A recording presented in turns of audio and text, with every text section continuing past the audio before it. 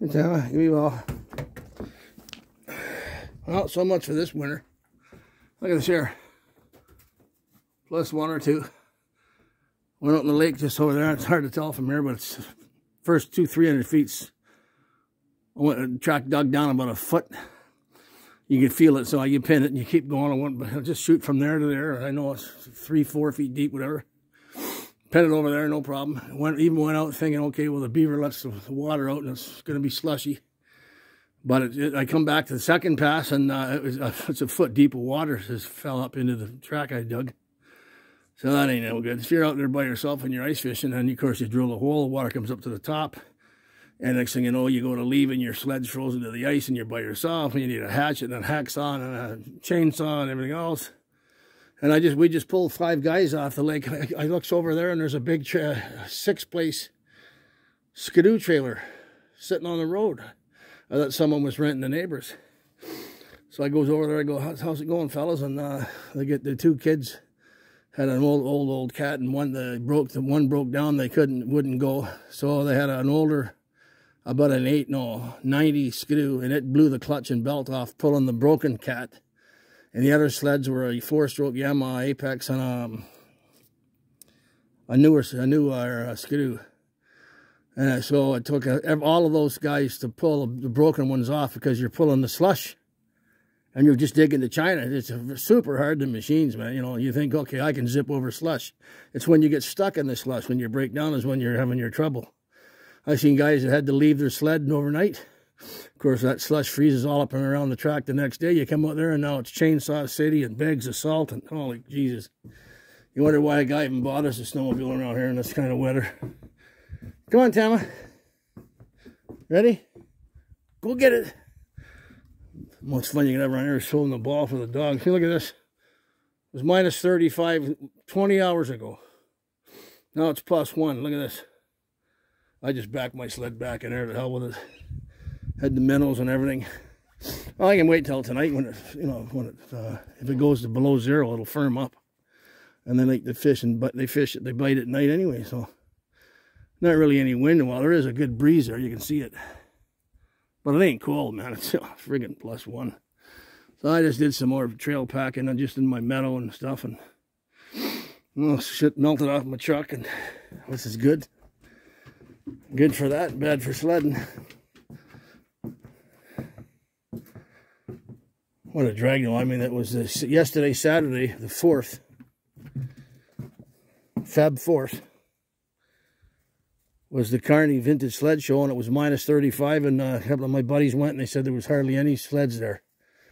Some newer ones, but not that many vintage ones, because, you know, vintage sleds, they don't, you know, -30, they don't work very well. And to haul them with today's Trudeau's gas price, and guys, a lot of guys come from Ottawa, you know, North Bay, Timmins. People come from a long way to show their sleds and trade and look for parts. But when it's -35 and the cost of gas, I guess it wasn't worth it this year. So a very small show up.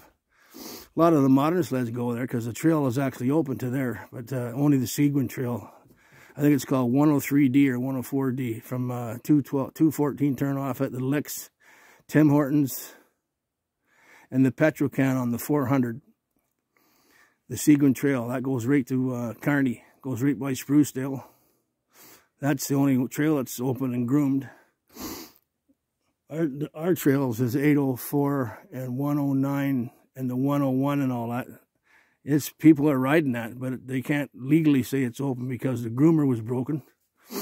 And now I hear it's fixed, so they're going to get out on it. Tomorrow they're going to go out on it. Or no, the Husky's broken, but the 800 Skidoo that pulls a smaller skid is going to go out. So I don't know if they're going to open that or not. I didn't even ride down the road to go see the 804. I can ride right down my road to the end and see it from land. I can look out and see it, but I don't go down that channel because that's where all those guys all got stuck. You know, that slush in the channel there. I never go there anyway, unless it's -25 for a month. I go. And usually you're with 5 or 6 or 10 people, and it's, you know, you got help there. But one knee and one guy, it ain't very smart, so fuck it, I play there safe. Well, at least now I got my minnow bucket all bubbling away with the minnows, and they're all tickety-boo, and So if I go out tonight or tomorrow or whatever, now the only thing I got to do now is just cackle up the sled, hook it onto the trailer, put the minnows in, rods, fireball, beer, and whiskey, and head out there and drill some holes. Today it took all day just to get that much done. Well, and I was helping them guys with the skidoos that were stuck. And then I had to deliver eggs. I usually take the sled over. It's easier. I made a few bucks on the eggs. Well, the wife did it. I'm just the egg man. I am the egg man. I am the walrus. Cuckoo, cuckoo. Anyway, okay, Tama. You ready? Go get it. I love the Starlink. Look at that. It's actually, I don't know if I can see it. It's flat on the top, eh? And it's heated. And it searches for the satellites all on its own. It's automatic. And this spot here has been beautiful because I never get a whole lot of snow built up on it. And if I do, I can just reach over and knock it off. But I never had to yet because it's heated. Elon Musk. And I get, well, you can see the bell. Can you see the bell tower over there flashing away? I'll zoom up.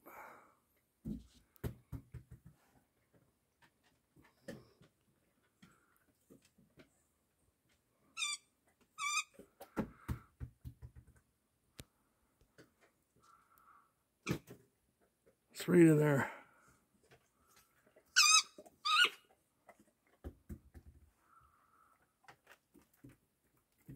It's really hard to see, but anyway, that's the bell tower. That's how far it is. And I would get 4 megabytes per minute. This here, 95, 195, 59. The lowest I've ever seen it is 59 megabytes per second or minute, whatever it's called. Minute, I guess. Megabytes per minute, yeah.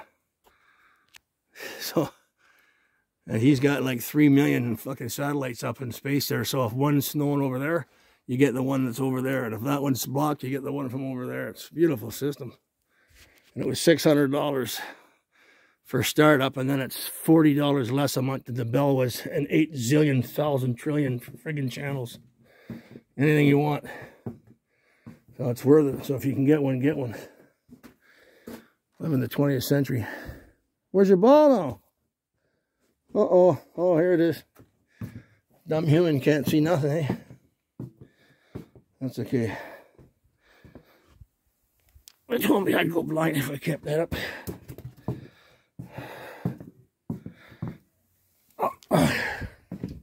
Okay, Tim, this is the last one. Papa's going in. You ready?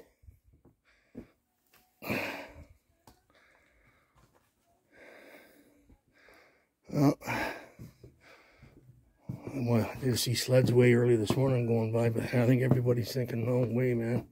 And it's Sunday, and a lot of them got to go home, but yeah, when you see a whole bunch of sleds way out there zipping by, you know it's good, but not today. Look at that, even my fucking shed there.